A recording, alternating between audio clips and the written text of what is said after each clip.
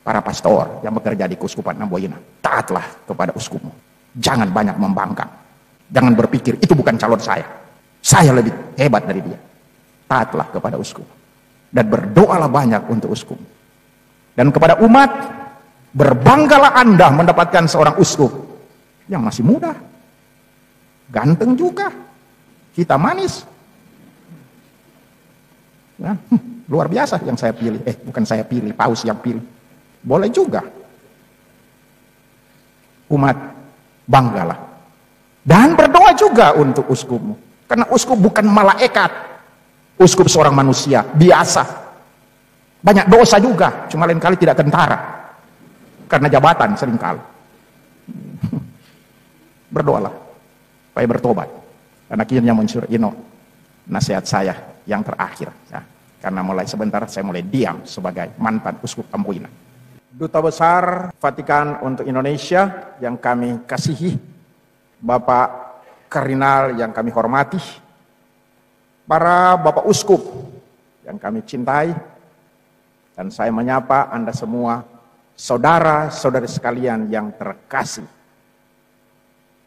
Ada sebuah cerita tentang Monsignor Ino. Harap Monsignor tidak tersinggung ya.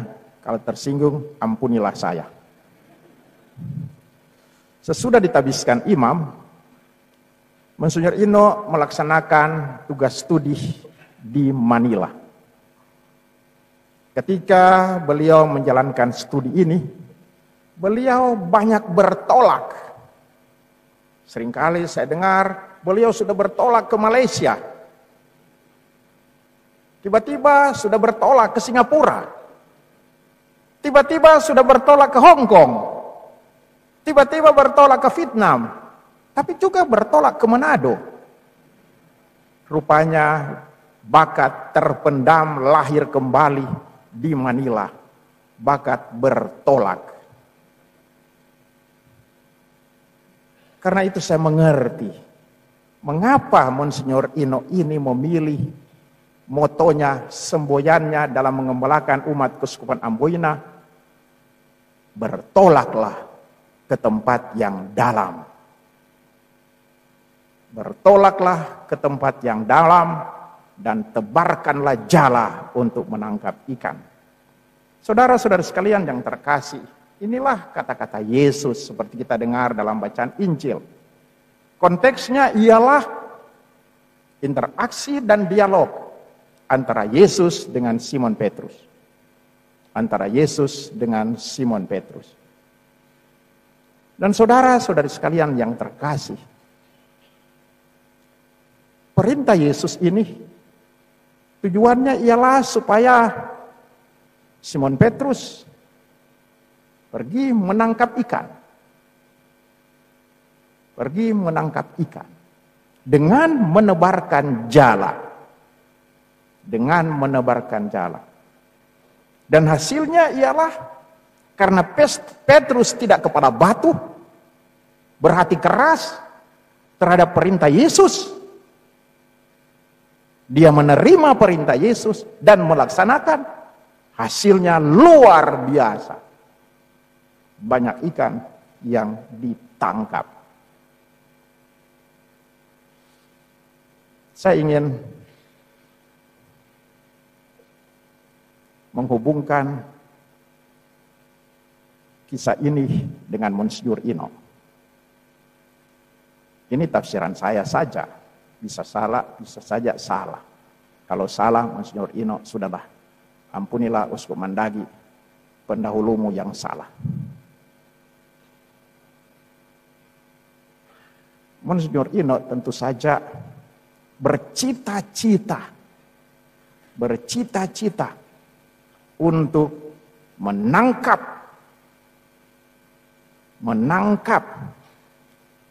umat Katolik, menangkap masyarakat Maluku yang barangkali masih terperangkap dalam lautan kejahatan, dalam danau kejahatan. Misalnya di Kei dan Tanimbar masih sering terjadi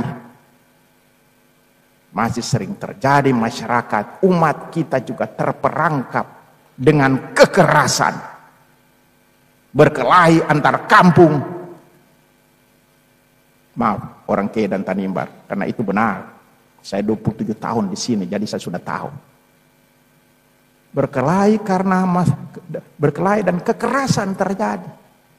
Dan seringkali karena masalah kepemilikan tanah. Seringkali juga karena masalah kepemilikan laut. Atau kekerasan itu timbul karena masalah pemilihan kepala desa. Karena kepala desa sekarang, aduh banyak duit. Karena itu bertobatlah kepala-kepala desa yang suka korupsi. Masalah pemilihan bupati. Terjadi perpecahan antar marga, antar kelompok-kelompok. Terjadi kekerasan. Tapi juga umat dan masyarakat Maluku terperangkap oleh lautan korupsi. Banyak orang Katolik juga koruptor. Ada juga yang baik, lebih banyak yang baik. Tapi penjara sudah mulai penuh dengan para koruptor sekarang. Terperangkap dalam lautan kejahatan korupsi. Terperangkap juga dalam lautan atau danau kejahatan perselingkuhan. Sudah berkeluarga, tapi masih mata keranjang saja. Akhirnya terjadi perceraian. Dan masih banyak juga bentuk-bentuk lautan kejahatan. Masih terjadi dari antara umat Katolik dan juga masyarakat Maluku. Dan pastilah ini yang dimaksudkan. Ya kalau bisa saya katakan, kalau tidak ya salah sudah. Apa boleh buat salah. Monsignor Ino ingin menangkap ikan-ikan yang sudah terperangkap dengan kejahatan-kejahatan ini. Dan mengumpulkan mereka menjadi sebuah persekutuan kembali. Menjadi gereja. Gereja yang diwarnai dengan persaudaraan. Gereja yang diwarnai dengan merayakan liturgi. Gereja yang diwarnai dengan pewartaan. Gereja yang diwarnai dengan pengorbanan. Gereja yang diwarnai juga dengan kepedulian kepada sesama, terlebih yang miskin dan menderita. Mengumpulkan ikan-ikan yang terperangkap ini dalam danau kejahatan menjadi persekutuan yang sejati. Dengan apa? Dengan menebarkan jala. Jala Monsignor Ino. Jala apa?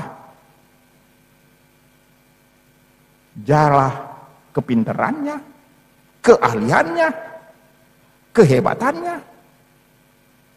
Juga jala yang bisa dimilikinya imam-imam keuskupan Amboina yang sudah banyak. Itu jala untuk menebarkan, untuk ditebarkan dan menghasilkan banyak ikan.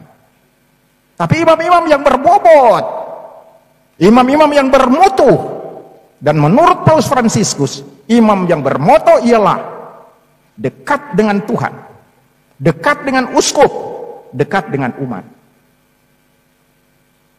Dan ditopang menurut Paus Benediktus ke-16 oleh firman, baca-baca kitab suci, jangan pemalas.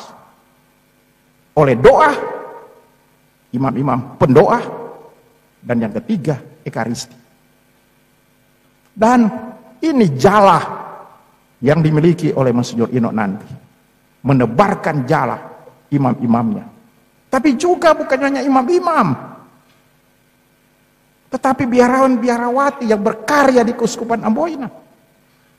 Dengan inti kehidupannya ialah menyerahkan diri sepenuhnya kepada kehendak Allah. Yang ditunjukkan dengan kaul ketaatan. Oleh kaul kemurnian dan kaul kemiskinan. Dan ditopang oleh hidup persaudaraan. Biarawan-biarawati menjadi jala dari Monsinyur Ino untuk mendapatkan ini ikan-ikan. Dan yang terakhir tentu saja jala yang besar jumlahnya, yakni kaum awam. Kaum awam. Tapi kaum awam yang berbobot, yang bermutu. Siapakah kaum awam yang bermutu? Mereka meresapkan nilai-nilai Injili dalam dunia keluarga, dalam dunia politik, dunia ekonomi, dunia kesehatan, dan dunia pendidikan. Nilai Injili, kesetiaan, kejujuran. Kita butuh kaum awam yang jujur, bukan pendusta, hoax banyak. Kaum awam yang setia dalam hidup perkawinan. Jangan merusak perkawinan dengan menghancurkan ikatan cinta. Inilah jala-jala Monsinyur Ino yang akan pakai. Dan selanjutnya saudara-saudari sekalian,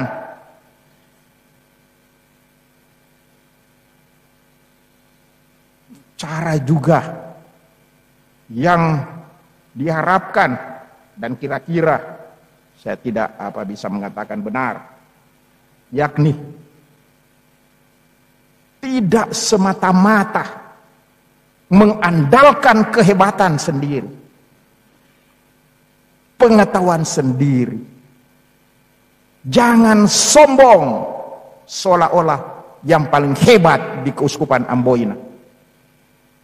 Tetap rendah hati, tidak mengandalkan kehebatan sendiri, tetapi mengandalkan perintah Tuhan. Bertolaklah ke tempat yang dalam dan tebarkan jala untuk menangkap ikan. Mengandalkan ketaatan dan perintah Tuhan. Seorang uskup harus menjadi orang kudus di tengah-tengah masyarakat. Tuhan di atas segala-galanya. Kehendaknya di atas segala-galanya. Seperti yang terjadi dengan Petrus. Ketika dia mengandalkan perintah Tuhan, dia menangkap ikan banyak. Tetapi kalau misalnya dia mengandalkan kehebatannya sebagai nelayan, pengalamannya sebagai nelayan, semalam-malaman tidak mendapatkan ikan, gagal total. Tapi mengandalkan Tuhan, mendapatkan ikan yang banyak. Tetapi juga dengan cara juga bertolak. Atau dengan kata lain menurut pendapat saya,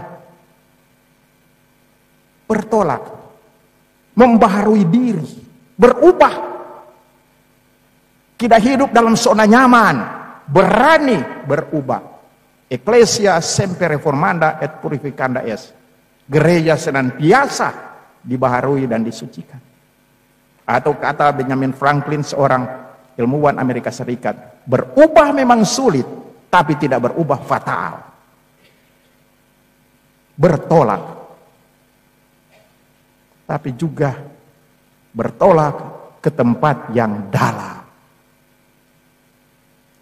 Tempat yang dalam itu berarti bertolak ke tempat-tempat yang terpencil di Keuskupan Amboina. Dan Monsinyur Ino sudah buat, sebelum dia ditabiskan, dia sudah banyak bertolak kemana-mana. Terus, kemana? Ke Buru. Kemana lagi? Ke Halmahera. Dan ke beberapa tempat. Luar biasa ini Monsinyur Ino. Bertolak ke tempat-tempat yang terpencil, di mana umat hanya sedikit.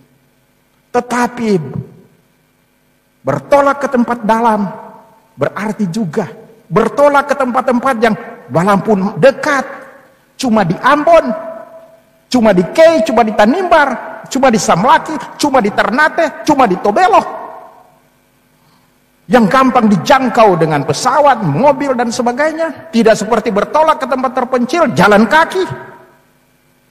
Tetapi bertolak ke tempat yang kelihatannya dekat, gampang dijangkau. Tapi lautnya dalam, banyak ombak di sana. Masalah-masalah terjadi juga banyak di Ambon. Terjadi banyak juga di Langgur dan Tuang, atau terjadi banyak di Semlat, atau terjadi banyak di Ternate, di mana gampang dijangkau.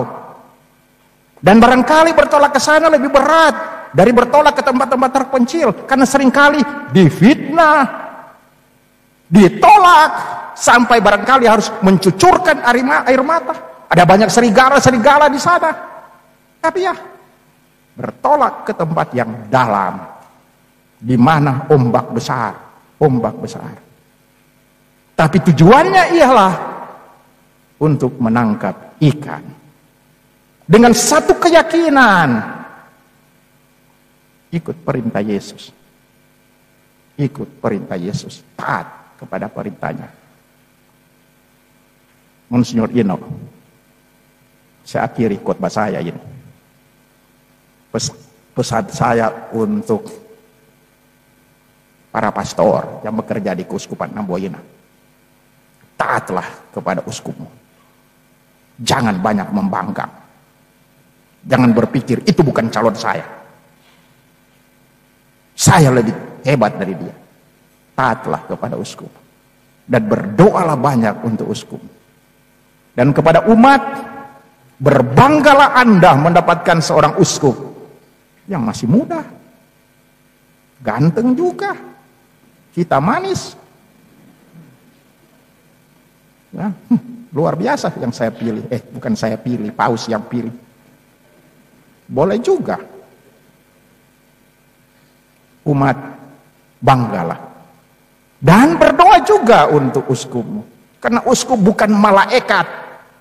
Uskup seorang manusia biasa. Banyak dosa juga, cuma lain kali tidak kentara. Karena jabatan seringkali.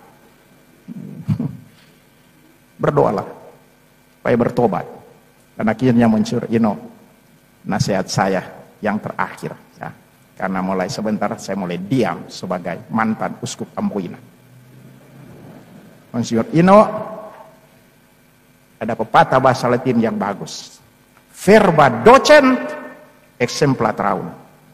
Kata-kata cuma mengajar, tapi contoh yang menarik. Contoh.